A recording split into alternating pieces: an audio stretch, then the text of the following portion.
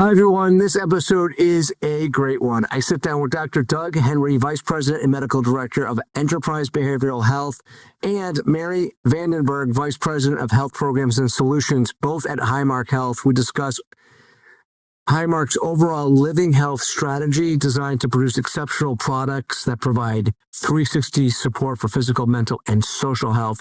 We start with how they are achieving exceptional results through their post-acute care program and talk about their approach to intervening with high-risk members, and that's generating a $600 PMPM reduction in cost of care. We dive into their mental health network strategy and their overall commitment to digital and virtual AI for matching therapists with members, and the My Highmark digital app strategy, which, by the way, sits on top of a technology stack developed by League, a proud new sponsor of Bright Spots in Healthcare. You can check them out at league.com. Is that a coincidence? Yeah, it actually is. They are not even sponsoring this episode. I'm going to give them their props. This is a great discussion from two leaders at a great organization. So I want you to enjoy this conversation with Mari Vandenburgh and Dr. Doug Henry discussing how everything connects with living health. Hello, everyone. This is Eric Glazer, and welcome back to Bright Spots in Healthcare, produced by Bright Spots Ventures. We bring leaders together to not only inform you, but also unearth bright spots, successes at health plans, hospital systems, and other healthcare organizations around the land. Our goal is to identify as many of these bright spots as possible so that you can determine if the ideas shared during this very episode can be applied at your organization. We believe strongly that this approach of finding a bright spot and cloning it is the most effective strategy to improve healthcare in our lifetime. And if you have not yet subscribed to this wonderful podcast, you're listening to it right now, please click on subscribe, rate us, leave comments. This allows more of your peers to find this show and access all of the great leaders in this industry and some of the great ideas they're sharing each and every week on Bright Spots in Healthcare. Our guest today, and we're excited to have two leaders at Highmark Health. Dr. Doug Henry is the Vice President and Medical Director of Enterprise Behavioral Health at Highmark. And Mari, we didn't go through how to pronounce your last name, so I'm going to give it a shot. Mari Vandenburgh. Vandenburgh. Nailed it. It's the second time. Second time. Health. Myself. She's the VP of Health Programs and Solutions, also at Highmark. So thank you both for being here, and I appreciate you carving out the time. I have kind of organized our discussion today into 4 show segments. And the first, we're going to discuss post-acute care. And Doug, I'll bring you into the fray first. So when you think about, and I'll let you discuss AHN Allegheny Health Network and the relationship that you have with Highmark and the whole program. So you could do that maybe as a first part of the answer. But then how does the at-home care program, how does it achieve such remarkable results? I know you guys have reduced PMPM spend for post-acute by $600, which is significant. So I would love to understand what gaps you guys identified in your post-acute care journey for your members that led to the creation of whatever approach you have. So we'll start with like a quick AHN 101 and then the program itself. Sure. Allegheny Health Network is a 14-hospital academic medical center headquartered in Pittsburgh, Pennsylvania, serving Western PA, and that is Southwestern PA, as well as Northwestern PA, Erie, and Eastern New York as well. And the particular program that you're referring to was novel to us. We started it a couple of years ago when the medical director of a company called AHN Care at Home, which is the home care unit of AHN, came to me and said that in her opinion, she felt that there were undiagnosed and untreated mental health problems that were contributing to many of her patients' readmission to the hospital very shortly after discharge. So within 30 or within 60 days after discharge from the hospital, post-operation, usually post-surgical procedure, they're recovering at home. And her sense was behavioral health complexities and challenges were actually interfering with the patient's recovery. And she asked me what we could do. Could we design a program that would meet those needs and lower readmission rates? And we did design a program that it was a multidisciplinary team that delivered remote services, 100% remote services to patients and members in their homes, either by tablet, by laptop, or by smartphone.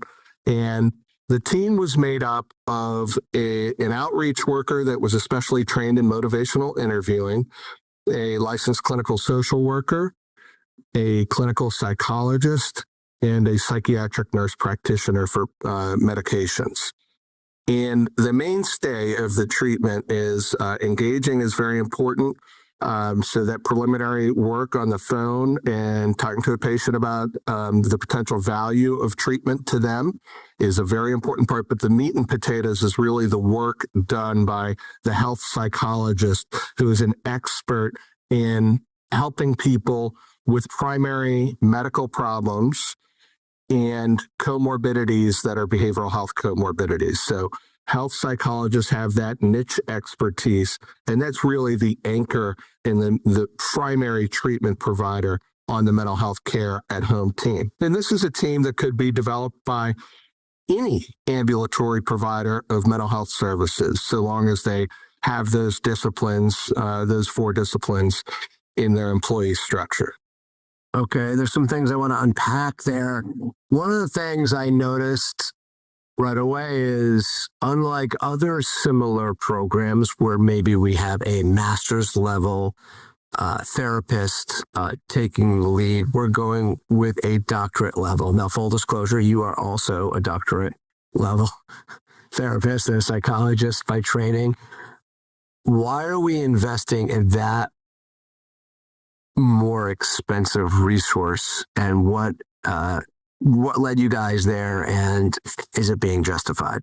What a great and challenging question, one that I appreciate very much. And I'll be clear from the outset that I don't think that psychologist or PhD or MD or LPC means one thing or the other about the quality of treatment or psychotherapy that a particular individual is providing. There are many people with PhDs that provide less good psychotherapy than people with master's degree, and vice versa. But the answer to your question is that there is no training for master's level diplomats that focuses on that comorbidity of having a major medical situation and behavioral health challenge in the context of that.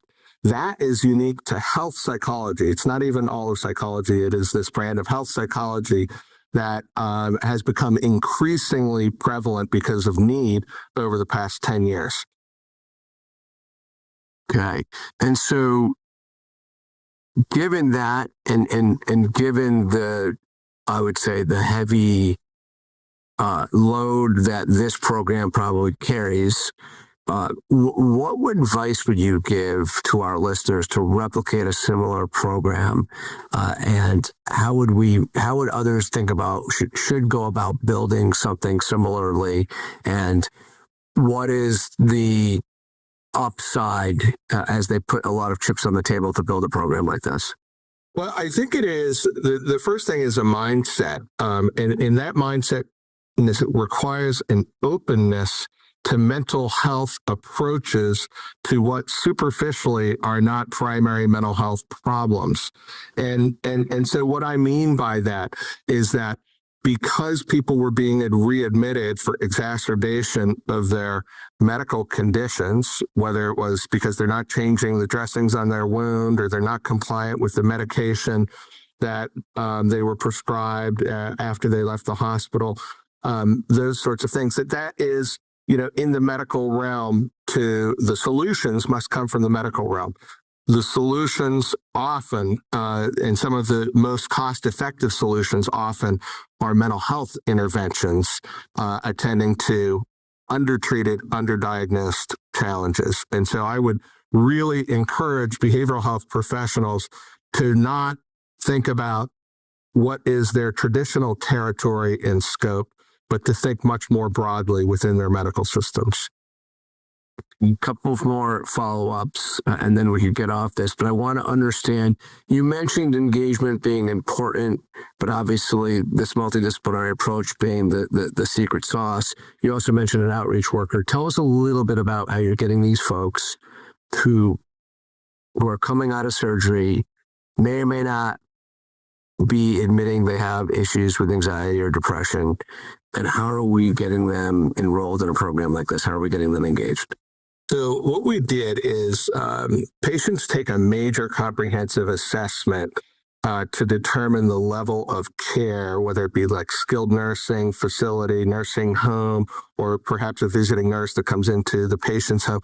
What is the right level of care post-operation for that individual?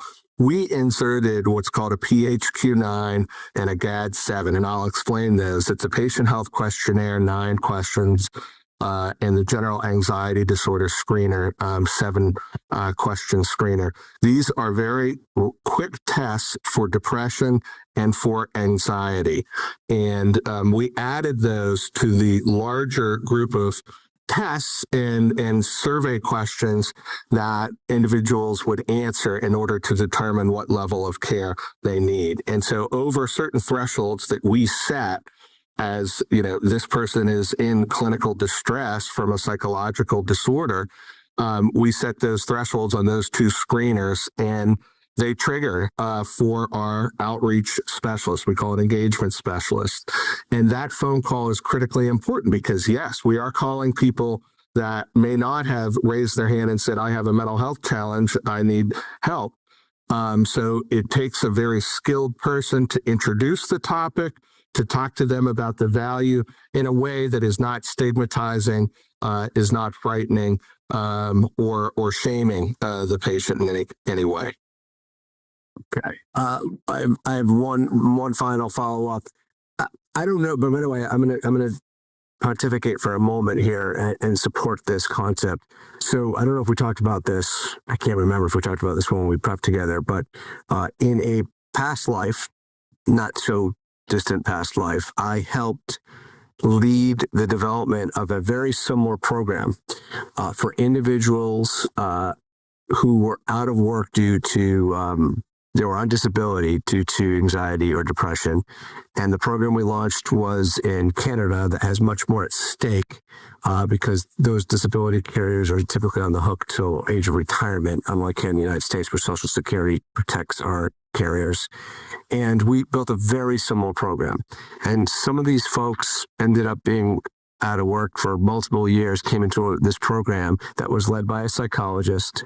The team was a little bit different. We had an OT involved, but neither here nor there. Multidisciplinary team, including a psychiatrist and a primary care doctor, a pretty heavy clinical load that we were carrying.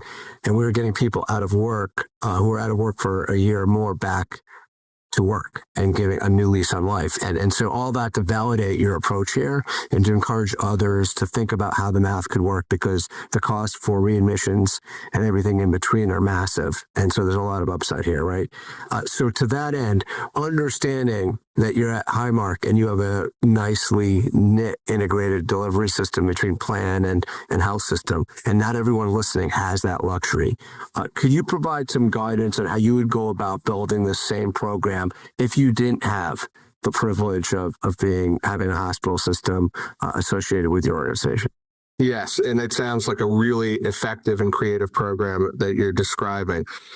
So what you're describing and what that reflects and what I described and what that reflects is an understanding that as health systems are having tough times financially, you know, if they're making money, it's razor thin margin. Most health systems continue to lose money in 2024, and the last few years have been very, very difficult. And the reason I'm talking about that is that this is a group of patients being served by this multidisciplinary team that is costing a lot of money, right? And as you just said, they're being readmitted at a high rate oftentimes. And the last thing that a health system would want to do in a superficial analysis would be to provide more services to the people that are already consuming too many services. So it's kind of counterintuitive. However, when you provide effective mental health services, they are relatively inexpensive compared to those readmissions, that second, third, fourth hospital admission, and then multiple procedures to work on sepsis or other infections that might occur because of an undertended to behavioral health challenge. So that recognition that a little bit of investment in high quality mental health service can actually be a huge cost reduction lever for a health system is a very important recognition. For others that don't have a vertically integrated system, I would just say that this is creating value for the patients. This is better care. Their STARS ratings will go up because their readmissions will go down. They'll get more money from the federal government because of those STARS ratings, and that they should, if they feel that their reimbursements are not enough, they very much should, and this will be a theme probably in our conversation, they should go to their 6 largest payers and talk about the service and talk about the cost of their service that they want to provide and how it is a really good idea for the insurance company to support it with higher reimbursement because it will save them on the back end. Great stuff. That is gold. And I think provides us with a nice transition to talk about now the provider network and some of the challenges. And, leaving post-acute care for a moment and just talking about how does a plan ensure that they have coverage in their markets. And so, Mary, I want to bring you into the fray now. And can you talk about how Highmark is thinking about geographic network gaps and maybe share an example of any approach you guys are taking to improve access to specialty care for a specific population or maybe a region? Yeah, absolutely. Thanks, Eric. So I think before I get to the example of a specific gap or need that we are trying to address in our behavioral health network, I want to take a step back and just talk a little bit about the importance that Highmark Health, through our mission and vision around creating remarkable health experiences and treating people as people, holistic people with physical, behavioral, and social health needs, is so important. So admittedly, in the environment that we've been in the last couple of years, the need and demand for behavioral health resources is skyrocketing. I think, Eric, in some of our prep, you talked about and likely we'll never get to a scenario where we've got enough clinicians and providers that can address all of those needs. So first, we had to take some admittedly big swoops at our network strategy to make sure that we could bring behavioral health services to parity with our physical health provider network, first and foremost. And a strategy that Highmark Health has employed to do that, we sought out a strategic partner that greatly helped us increase our network capacity in behavioral health services. We partnered with an organization, Spring Health, for our mental well-being solution that added nearly 10,000 providers to our behavioral health network year over year from 2023 to 2024. That's almost 40% growth. But beyond those numbers, the most important thing that as we looked for a partner in this space that we were really focused on was timeliness of receiving care. You can add as many providers into your network, but if they have no availability to see patients and engage with them to address their needs, then you're just signing up for another 3 to 4 month wait to get into that next appointment. So when we were scaling our solution, mental well-being, we were really focused on making sure we had timely access to care and had access to appointments for therapy and medication management in less than 5 days as we were building our network. And that's in virtual and in-person settings across all of our fully insured footprint and as well as nationally for our ASO customers that we serve. So I love that, and that makes a lot of sense. I just left the virtual care market or space, so I get that. But tell me now, so you have the virtual care tentacles that get to blanket your region, and obviously easier the license in the states that you're covering. Great. Talk to me now about what you do with maintaining that network, working with your partner to maintain that network, and what are we doing now for bricks and mortar access at the same time, and how are you expanding that? Yeah. So Thanks. The one thing I would say back to that, there are a lot of regulatory requirements that I admittedly would say are a low bar. We have a vision around access to care and timeliness of care and the kind of experience where it's easy to find an appointment and navigate to the care that someone decides when they want to engage in the behavioral health system, they can, and it's easy to find a provider that's available to them. I think the balance of virtual and in-person is important. Our partnership with Spring Health and our mental well-being solution is actually virtual, but also in-person appointment availability across our footprint. So as we worked in that partnership, that was actually one of the guiding principles that we both aligned on to make sure there was in-person availability in our footprint to serve our members based on some forecasts of demand and utilization. Because you want to give people the options that for them to have the preference to express, I prefer virtual, or I really want it to be in person. I'm not comfortable doing this in my home or work location, or I don't have a location that I can get to that's secure and confidential. We felt very strongly that we needed to have both of those. And so it allowed us to get into our data, which we already have to monitor for regulatory reasons, but really get a suit around the availability of appointments. And especially as you get into more rural areas, such as our West Virginia market that we serve, you have to look very closely at where individuals are able to access care close to home and not have to drive too far to get to them or travel too far, and not just solely rely on the virtual path.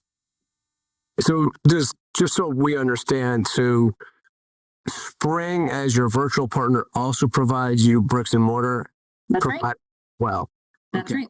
And how about, did you have to think about strategically, how does that work with your current network partners? And does that create, I don't know, a little bit of friction or not?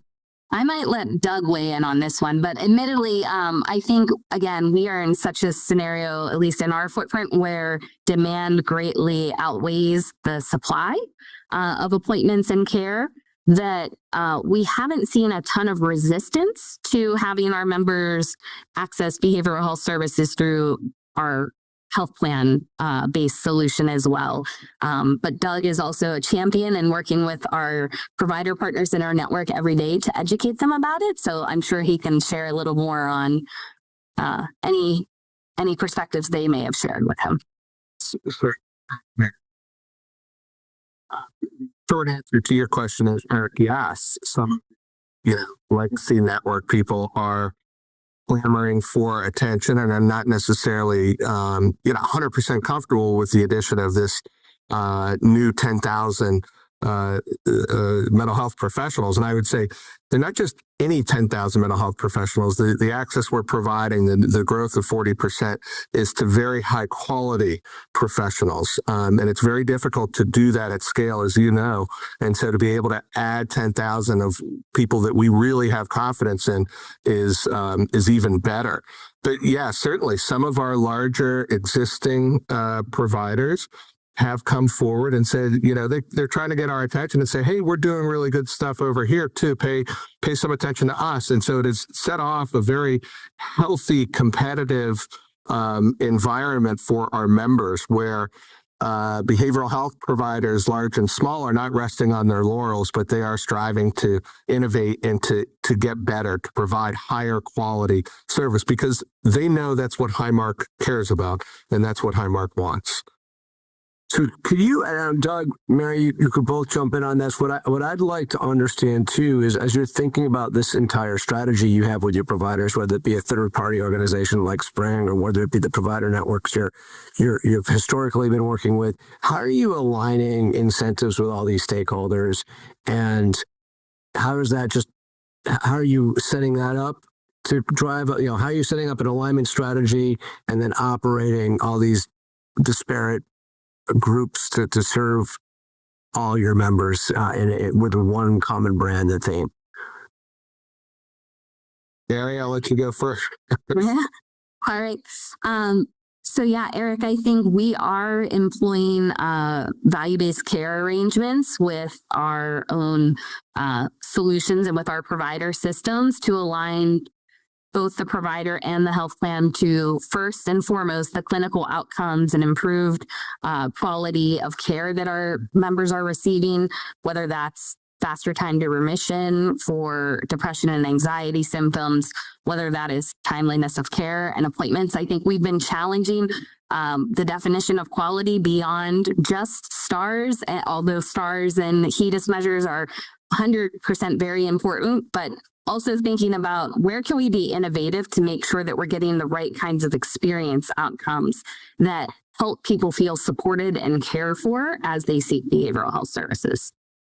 So I heard two big areas, if I could, Mary, I'm going to use my words, but I just want to make sure I heard them. One is symptom reduction. So you're looking there, and my guess, PHQ-9, GAD-7 results. The second is time to an appointment or access. Those are two big areas that you're aligning and providing financial incentives to your various disparate That's right. partners. Awesome. Could you talk a little bit about sort of, in general, what you're seeing since you've been taking this approach? Is it, I'm not looking to put you on the spot to give us exact results so far, but how has this worked so far with, a larger group of providers, different incentives? Have you realized what the impact it's been making on the Highmark business? Yeah. We actually have. Now, our partnership with Spring Health just launched at the beginning of 2024, but we did just publish a press release that announced our first 6 months of experience, which was very exciting and encouraging. Of the 2.5 million Highmark members that have access to that solution, we saw almost 40,000 enroll in the solution. And then many of that population engaged in the self-service tools that have stress management and behavioral health education and coaching services. But a good percentage of that 40,000 went on to actually engage in the solution to seek therapy and medication management appointments. And of the individuals that engage in that level of support, 80% of the appointments that are being scheduled are for therapy services. And I think I'll let Doug tout a little more about this, but the really exciting thing is from the stats that we're seeing around that is many of those individuals that are scheduling therapy, it's about, again, 80% of them are experiencing behavioral health support for the first time that we can see in our claims history. So it appears to be addressing some of the access and stigma concerns with allowing people to seek the care that they need as soon as possible. So I want to jump in and America's 41 and I think that your question tickle a subject that's really dear to me, and that is that how misaligned incentives, economic incentives, have contributed to a lot of waste and suboptimal care for American patients, and that those incentives. So to go back to the living health strategy for a moment, it is predicated on the recognition that our current medical system in the United States is badly broken, and so badly broken it's not in need of revision around the edges, it's in need of wholesale disruption. And so that's what the living health strategy tries to do. And the one of the most important levers in recreating a health system that works better for patients and for our members is to align economic incentives with our members' health. It seems like such a basic principle. And you hear me raising my voice because I get, both excited and a little bit angry about it.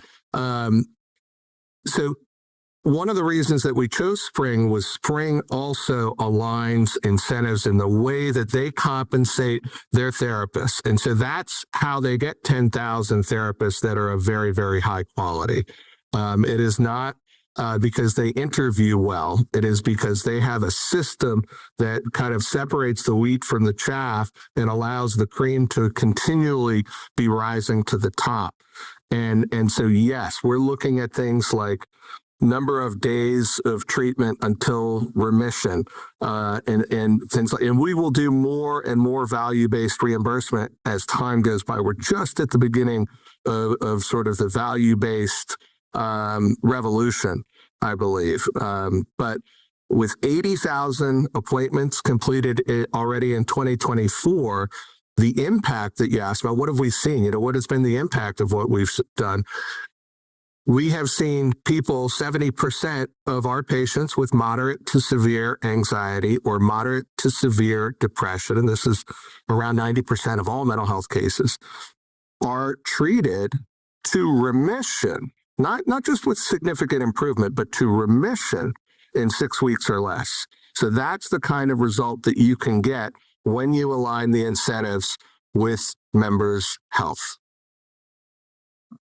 Wow. All right. I want to make sure I caught all this right, and so our listeners have it right. So I'm going to back up to the part where Mary started telling us about the volume. 40,000 members engaging in sort of the Spring Health platform. Could have been digital, though. Then she said a good portion, she didn't give us a specific percentage, were actually making therapy appointments. 80% of them are making appointments with a provider. 80% were for therapy, 80% were first-time mental health engagements, according to your claims data. You have 80,000 appointments so far you guys have made in 2024. That comes from you, Doug. And then 70% of the moderate to severe anxiety and depression diagnoses were moved to remission in 6 weeks or less. Did I get all of that? You got it exactly right. I'm taking good notes. I'm engaged here. This is really cool. I want to ask one more aligning incentive question, and then I want to get into what makes the digital component of this so much better than the average bearer. So first, on the incentives, you've been talking a lot about Spring. Are you using the same incentives for other provider networks? I'll let Mary answer that, please, Mary. Yes. I would say behavioral health probably hasn't been called out as specifically, but of course, Highmark has been on a value-based reimbursement journey across our provider network for many years. And so as we partner with other health systems around value-based arrangements, behavioral health would be a portion of that. I think what's unique, again, about the quality of our mental well-being solution is, again, they are triggered specifically to those behavioral health outcomes. Not so broad. Now, one of the things I want to get to as far as the digital experience goes, I get appointment time, symptom reduction, and the results leading to a remission in 6 weeks. Super compelling. How are they getting there? I mean, I understand the therapists are good, but I'm not going to buy that the only good network of therapists is with one company. I don't buy that. I don't think anyone would buy that. Could you talk a little bit about the importance of the therapeutic alliance and the importance of the digital interface and ease of use, and how has that played into some of the success you have? Yeah. Do you want to, I'm jumping out of my skin wanting to answer that. So Go. Why don't we do this? Mary, why don't you take experience and ease of use, and then we'll go into therapeutic alliance, and we'll bring in Doug, and everyone will be able to. That's perfect. So, from an experience standpoint, I think you're touching, Eric, on the core of our living health strategy, which Doug referenced a little bit ago, about how we truly believe that Highmark Health, the healthcare system, is fundamentally broken. And to disrupt that, we have to think about how we make people healthier in a different way than payers and providers have thought about that traditionally.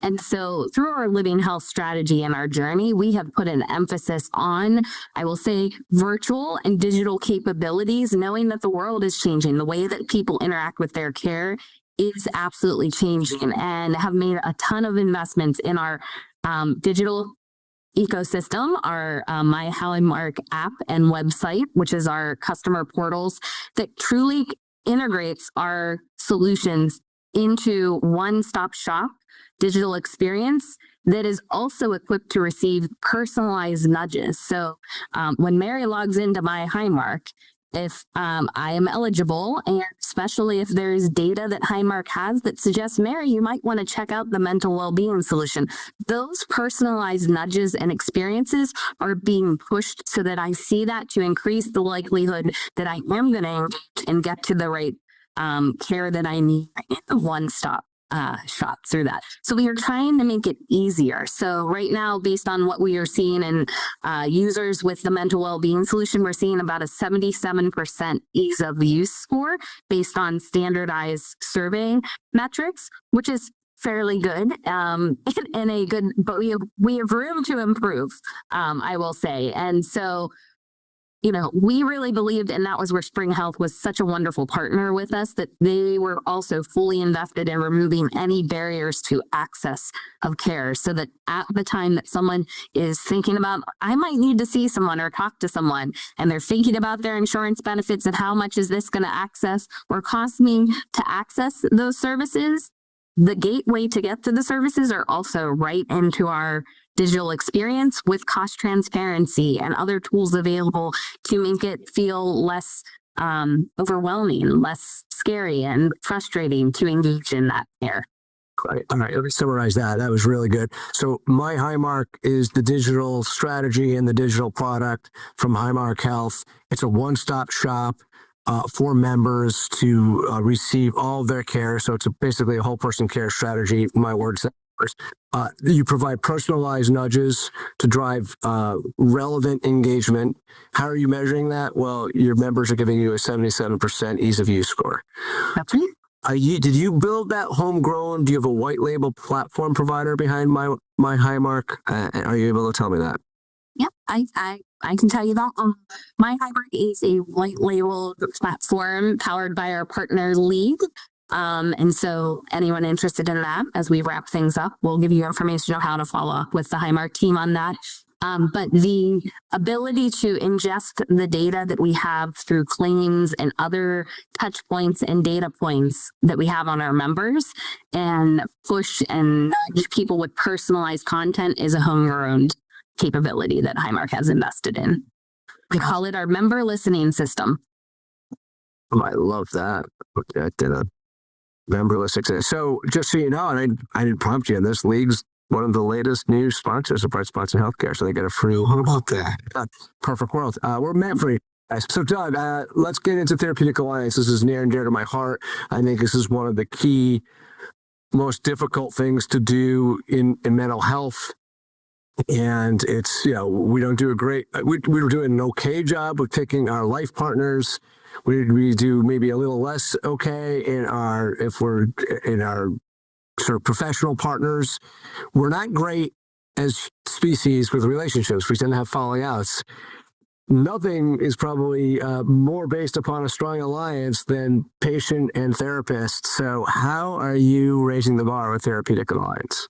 Right. You're so right. And when you said you're not going to, I think you said you're not going to let us get away with just saying, Spring is, all that without further describing, how do they achieve that? And this is the other half of how they achieve that besides the clever incentive system or well-designed incentive system that they have. And it is that they have an AI involved algorithm that helps to match patients with the best therapist for them. And so a lot of places will say that, but Spring has paid more attention to the matching process than just about anyone in the industry that I have seen, and invested heavily in the software necessary to develop this algorithm. The result of that, because therapeutic alliance is so important. And when we say access, everyone talks about access, but it's access for whom to what? Do you have access for this individual? What if the individual is an Orthodox Jewish woman that can't be touched by a male, and like a male therapist would just be not comfortable for her? That is not going to go well. And so the matching process is enormously important. And a series of questions are asked of a Highmark member when they're signing up for Spring that then are fed into their therapist network and the algorithm, and that pair them with the best therapist for them. The algorithm turns out to be, well, in 95% of cases, patients 6 months after they have enrolled in Spring Health are still seeing the initial therapist that they matched with. And 95% is much higher than the sort of trial and error rate that most of us have had to engage in for many, many years in order to find the best fit therapist. And that, as you had said, the goodness of fit is an under-recognized, super important part of whether therapy is going to be effective or not. Amen. Great stuff. All right. So we covered post-acute. We covered network and access challenges, and that transitioned quite nicely without even me saying anything into sort of virtual mental health.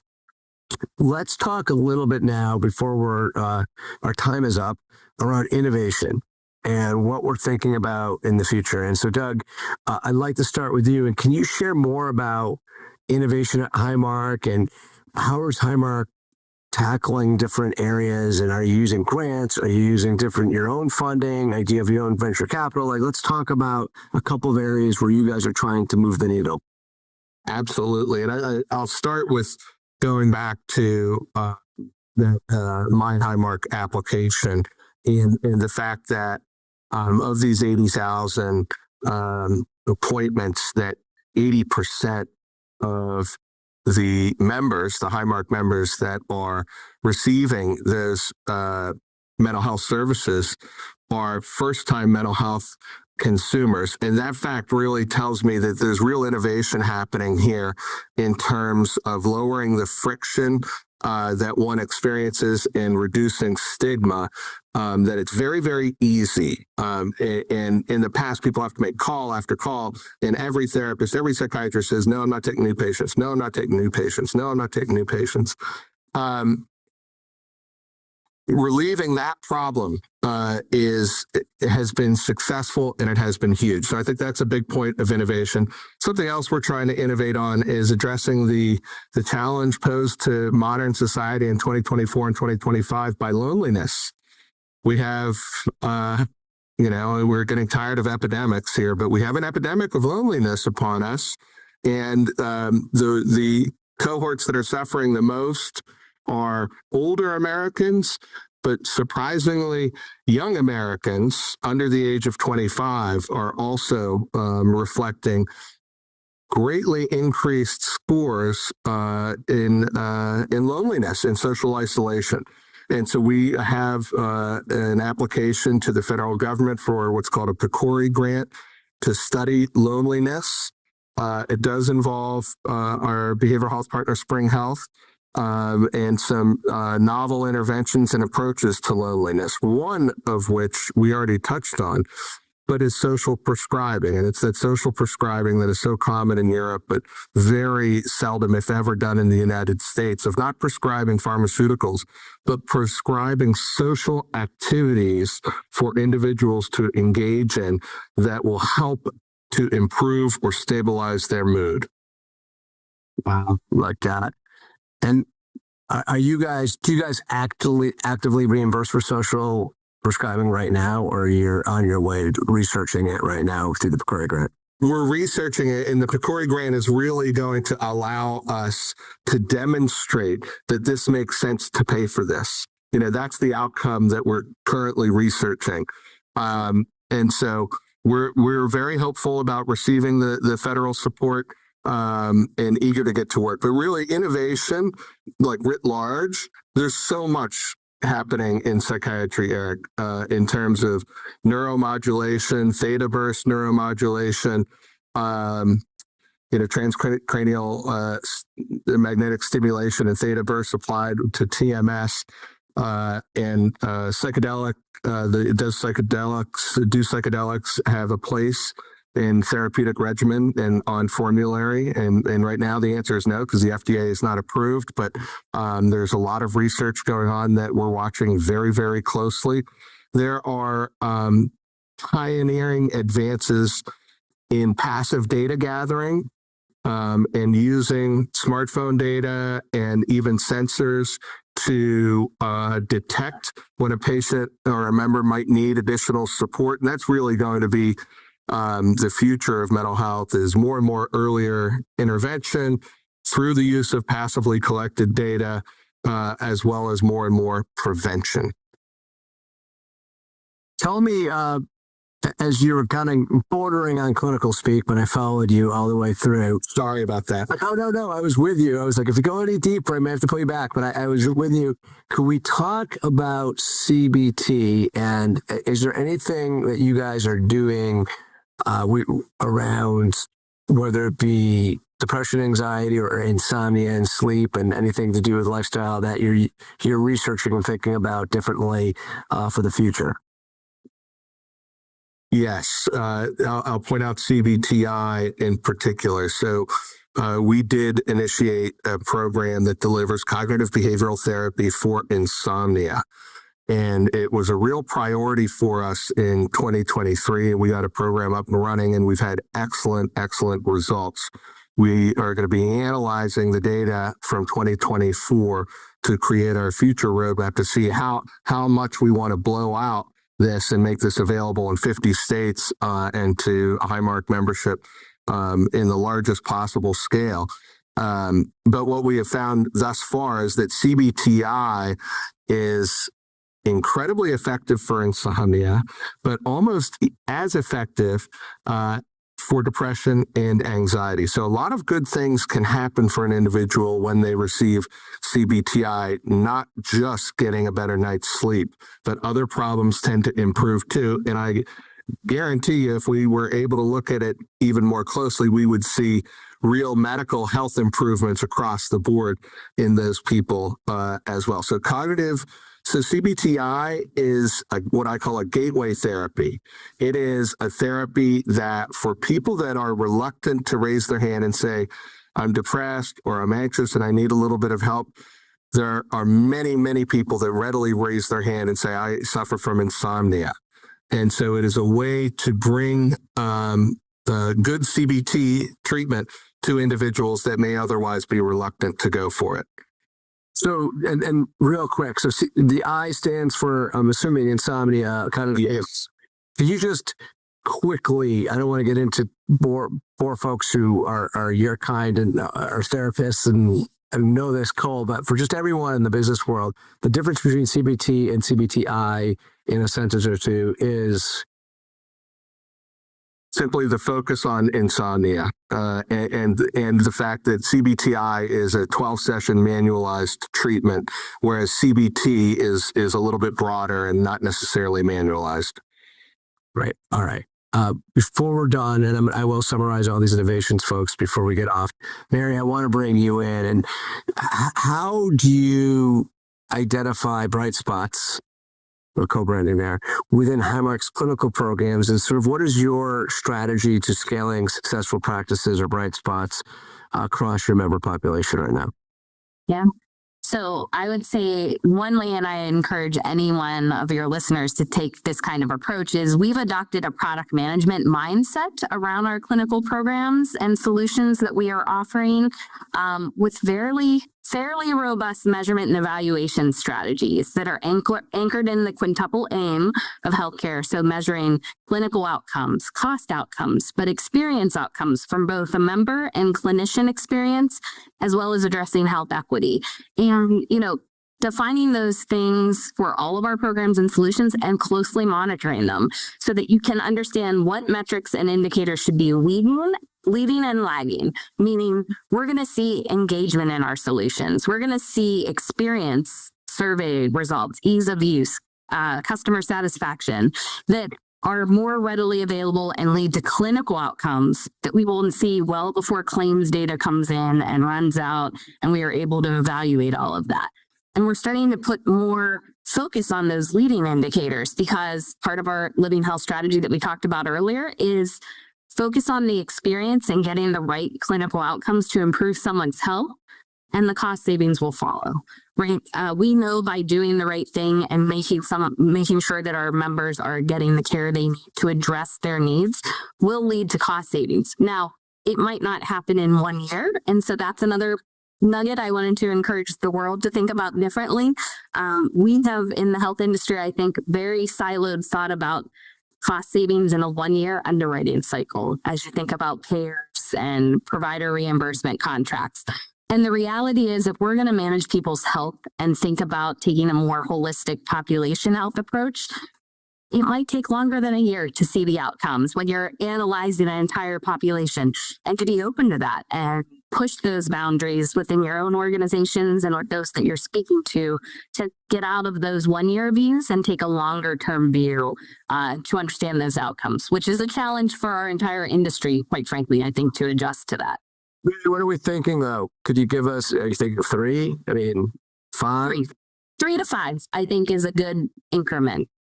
Is a baby step, right?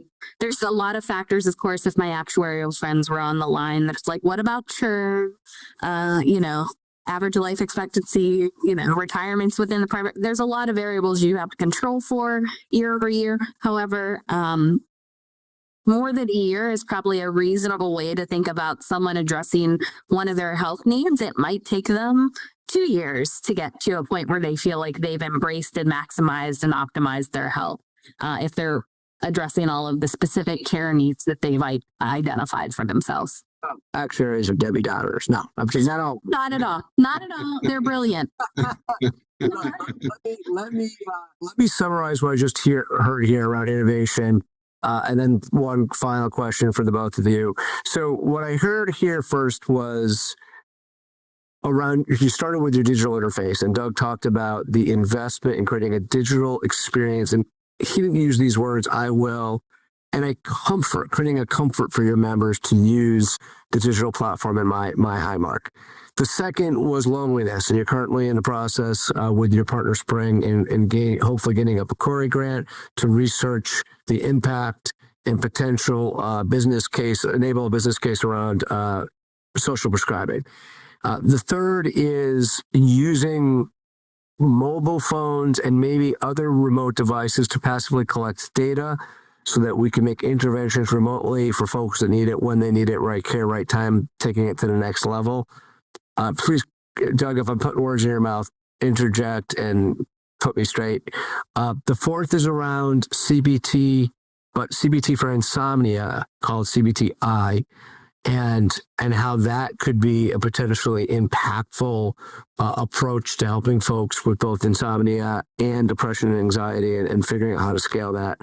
And then finally, I liked this, and product management mindset among your clinical programs. And that was something, Mary, you brought up. I think maybe you don't know, but I just recently, Tracy Sala, your chief product officer, was on the show. So product management mindset among your clinical programs, and a focus on leading indicators and knowing things like member experience is going to ultimately lead to cost savings. And if you don't buy into that, you could be, a little bit short-sighted. And this is a fundamental undertone of your entire living health strategy. And then finally, thinking beyond 1 year and understanding there are some true risks and inherent business issues tied to going more than 1 year. And that's when I started in the name calling, playful name calling. I was just joking. But thinking longer term about maybe 3 or 5 years as we think about things. So that's a sort of a quick little summary of innovation and how you guys are thinking about innovation at Highmark. Anything to add, or are we good there? I have one last question for you. So I guess I have 2 questions that way. I'll just add to stand up and cheer as Mary was talking, because that elongation of our time of focus and interest is critical to changing our current medical system that has a very, very short-term perspective. And because a short-term perspective cannot be in the member's best interest. Well said. All right. Where can folks listening find out more about some of these great programs and these great successes at Highmark? Where could they find this stuff? Where can they look you guys up? Yeah. Eric, I'd encourage anyone out there listening, watching this recording to go ahead and check out Highmark Health's newsroom. You can find that on our highmarkhealth.org webpage. That'll give you access to contact us and submit inquiries. And also, Highmark Health publishes a digital magazine that you can also find out in that newsroom section and get subscribed to. stuff. Thank you both. This was great. Really enjoyed the prep time with you. Enjoyed this conversation. For all of you listening, thank you for listening. We do not take the time you spend with us for granted. We know whether you're at the airport right now, whether you're at work right now, whether you're on a weekend, wherever you're taking the time, that you are very busy, and we want to make sure that the show is valuable in helping to make your job a little bit easier. And we hope you use the ideas and the bright spots shared during today's episode to inspire your thinking and enhance your organization's current approach to improving healthcare for all of us. We produce this show for you. And remember, this is your Bright Spots in Healthcare podcast. Take care, everyone.